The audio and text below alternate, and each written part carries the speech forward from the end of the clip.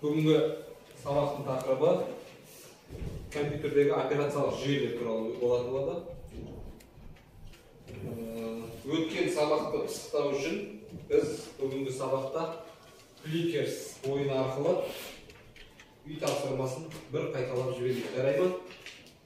Олай болса, сабақты қазір бастаймыз.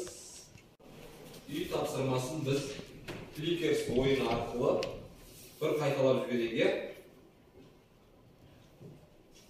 Бәріміздің қолымызда QR кодтарымыз бар. Демек, QR код бойынша ойын ойнайтын боламыз. Тақтада сұрақ, компьютер дегеніміз не? Көтереміз, асықпай. Анда көк жағдайлардан түспей беріңдер. Кім қалды?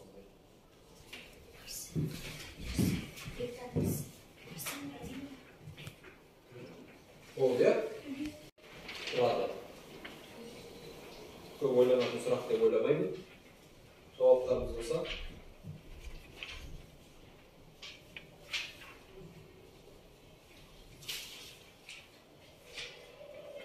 QR кодты қолмен жаппаймыз. Қағаздың екі шетінен ұстап, дұрыстап көтереміз.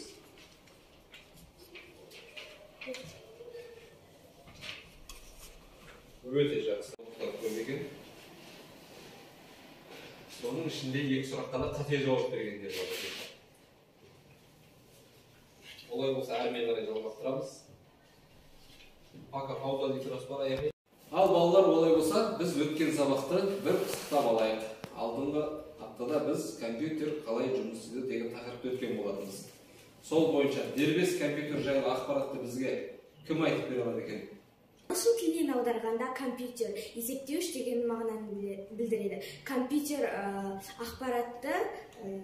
ақпаратты өңдеуге арналған құрылғылар жиынтығы. Компьютер негізгі бөліктері: ақпаратты экранға шығаруға арналған монитор, ақпаратты өңдеуге арналған ол жиілік блок, ақпаратты сақтауға арналған ол пернетақта деп аталады. Компьютер негізгі бөлігі жиілік блок деп аталады. Жарайсың, Алина, өткен сабақты жақсы түсінгенін көріп тұр. Одан кейін бізде дербес компьютерден бөлек бізде компьютер құрылғыларының әрқайсысының жеке-жеке қызметтерін өткен болатынбыз. Бізде компьютердің порттары туралы кім айтып береді екен? Порт компьютерге құрылғыларды жалғауға арналған қосқыш, және де оларға мысалы басып шығаратындарға параллель порттарға, ал бізде модемдерге, тізбекті порттарға. Сонымен қатар бізде қосымша құрылғыларды жалғау үшін тізбекті порттар және USB портын пайдаланады. Сен де өткен сабақты жақсы түсінген сияқтысың. Олай болса, өткен сабақ осымен дербес компьютер жайлы білдік. Жүйелік блоктар, порттар туралы білдік. Енді бізде жүйелік блоктың ішінде бізге көзге көрінбейтін бірнеше құрылғылар бар. Соларды бізге кім атап береді екен? Тақырып бойынша біз дербес компьютер жайлы білдік. Оның ішінде құрылғыларын, қызметтерін білдік. Одан кейін ондағы жүйелік блоктағы порттардың қызметі қайда орналасқан, не үшін қызметі қандай екенін, оны да білдік. Одан бөлек бізде дербес компьютердің жүйелік блоктың ішінде бізге көрінбейтін құрылғылар бар. Солар жайында бізге кім айтып береді екен? Венера, айта ғой. Жүйелік блоктың ішінде құрылғылар аналық тақша және микропроцессор, компьютердің ішкі жады. Аналық тақша дегеніміз компьютердің негізгі ақпаратты зерттейді. Аналық тақша арқылы жүйелік блоктың ішіндегі құрылғылар өзара әрекеттеседі және алмасады. Жарайсың, Венера. Тақырыбымыз ол операциялық жүйелер. Бүгінгі сабақ бойынша, тақырып бойынша бір кішігірім видео дайындалған едік. Соны тамашалайық. Бүгінгі операциялық жүйелер. Программа компьютер и деректерді өңдеу барысында орындайтын командалар тізбегі. сіздегі программалық жабдықтама немесе программалық жасақтама компьютердің ұзақ мерзімді жадының барлық құрылғыларында сақталатын программалар жиынтығы. Программалық жасақтаманың 3 түрі бар. Бірінші, жүйелік программалық жасақтама. Жүйелік программа операциялық жүйенің мүмкіндіктерін арттыратын және ақпараттық жұмыстардың қандай түрі болса да басқаруды атқаратын программа. Жүйелік программа. Жаңағы операциялық жүйелер бізде программалық жабдықтама 3-ке бөлінеді екен, иә? Жүйелік, қолданбалы және программалар жүйелері. Түсінікті болу үшін түсіндіре кетейін. Бізде барлық мынау техникалар жұмыс істеу үшін, оны басқару үшін бізге операциялық жүйелер керек. Қазіргі тілмен айтқанда, компьютерде Windows, телефондарда Samsung, Redmi, Xiaomi деген телефондарда Android болады, операциялық жүйе Android. Ал iPhone ұстайтындарда оларда iOS операциялық жүйесі болады. Ал енді біздегі операциялық жүйе көптен танымал Windows, ол компьютердегі операциялық жүйелер. Оның да өзіндік даму тарихы бар. Алдыңғы өткен тақырыптарда сендерде есептеуіш машинаның даму тарихы деген сияқты, бұл да операциялық жүйенің өзіндік даму тарихы бар. Алғашында бір 2 ғана қызмет атқаратын болған, кейін бірнеше қызмет. Қазіргі операциялық жүйелерде бір уақытта бірнеше программаларды басқарып отыруға болады. Жүйелер бізге не үшін қажет? Ол компьютерді толықтай басқару үшін адам мен компьютер арасындағы байланыс орнататын көпір десек те болады. Бұл ма? Иә. Бәріміз алдымыздағы компьютерлерімізді қосып, бүгінгі тақырып бойынша бізде компьютерде орындалатын практикалық жұмыс бар екен. Онда не дейді? Жұмыс үстелінде бума құрыңдар, буманың атын алтыншы сынып деп атаңдар дейді. Демек, бума ашып сақтап көреміз. Ол үшін біз жұмыс үстелінде тышқанның оң жақ бетін басамыз. Сонда жаңа деген батырма бар. Егер сендерде тілі орысша болса, создать деген болып тұрады. Создать деген жерде мен бұл қалта деген таңдаймын. Егер сендерде ол жер орысша болса, папка деп тұрады, соны таңдаймыз. Мына жерде жаңа қалта деп тұр, жаңа қалтаны өшіреміз. Өшіргеннен кейін осы жерге 6-шы сынып деп сақтаймыз. Жаңа қалта дайын. Бәріміз орындай аламыз ба? Иә. Олай болса 1 минут уақыт берейін. Орындаймыз.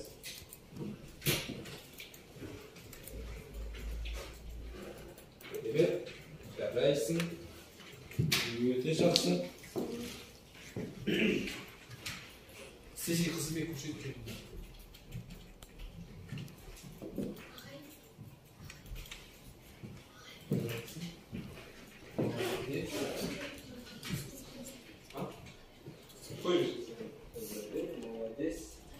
Жақсы, өте жақсы. Оқулықтағы 32-ші бетті ашамыз. Бүгінгі жаңа тақырыбымыз 32-ші бетте 60-шы тақырып параграф операциялық жүйелер. Бүгінгі күнді жазамыз.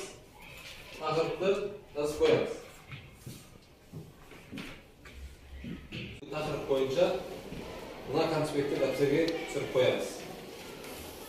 Жазамыз.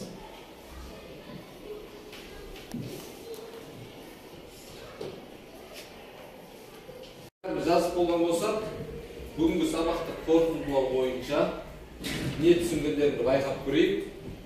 Бір-екі сұрақтар Kahoot ойын арқылы байқап көреміз, иә?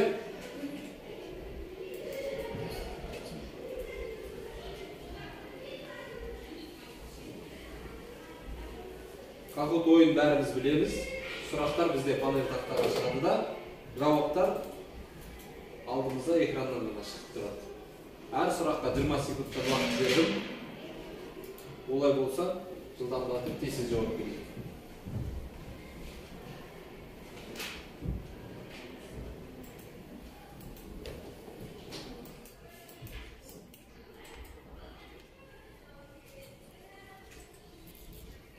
Екінші сұрақ. Windows 10 операциялық жүйесі қандай объектілері бар дейді.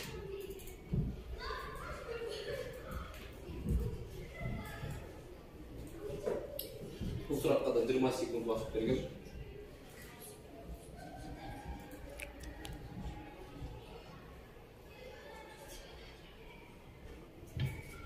Өте жақсы. Олай болса көрейік.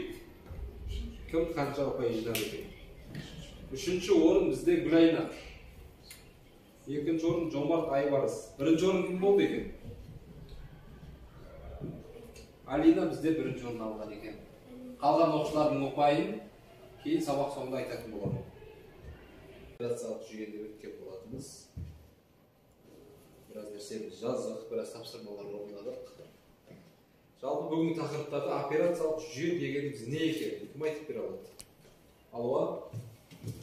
Операциялық жүйе дегеніміз компьютердің құрылғылардың үздіксіз жұмыс істеуін атқаратын микропроцессорды барлық программалық және ақпараттық жасақтамаларды басқаратын базалық жүйелік программаларды операциялық жүйе деп атаймыз. Өткісің Алуа? Тағы бір қолданылатын әдіс, ол QGIS ойыны. Қазіргі осы жастардың арасында кең танымал, кеңінен тараған ойындардың бірі. Мектеп оқушыларының де және де жоғары оқу орындарындағы студенттерге де. Онымен сабақты да бағалауға болады, немесе достар арасында да бір қызықты ойындар ұйымдастыруға болады. Меніңше бұл бүгінгі тақырыпқа үйлестіріп, ұйқастырып сұрақтарды дайындап келдім. Бұл жерде әрі жауаптың дұрыс жауап беруіне және жылдамдыққа да қарайды. Сол бойынша жаңағы Kahoot ойындағыдай бұда да 1-ші орын, 2-ші орын деп оқушыларды анықтайтын болады. Ал дайын болсақ, бұл ойынды да бастайық.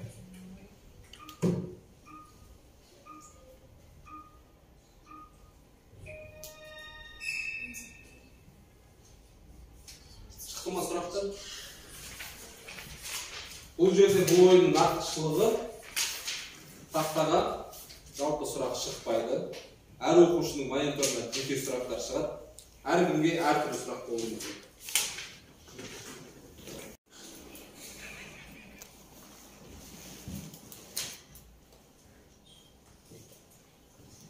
Ойын тартысты болып жатқан сияқты. Және оқушылар асықпай, тез-тез бірақ дұрысынан жауап береміз.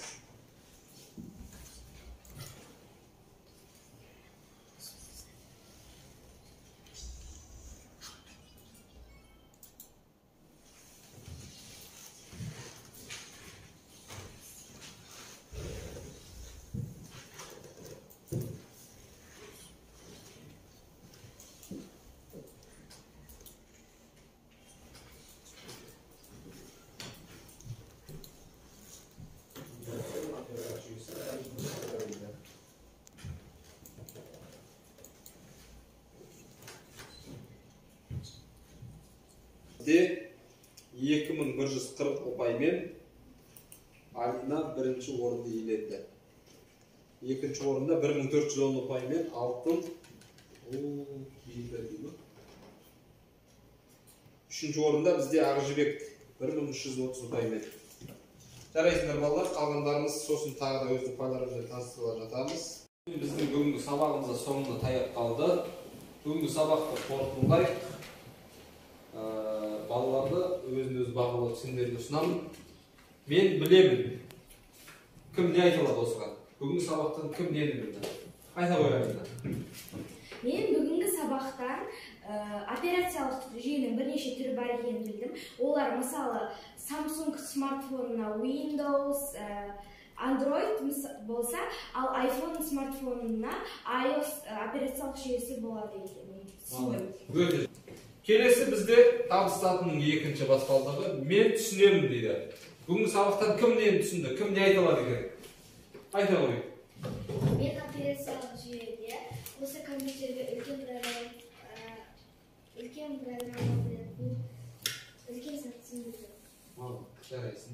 Сатысының ең шыңы мен жасай аламын. Мен жасай аламын. Кім жасай алады екен? Ақжібек? Мен бұл тақырыптан компьютерден бума ашуды үйрендім, және де ол құжатқа атау қоюды да үйрендім. Демек сен жасай аласың. Бүгінгі сабақ бәрімізге түсінікті болды ма? Қызықты өтті ма?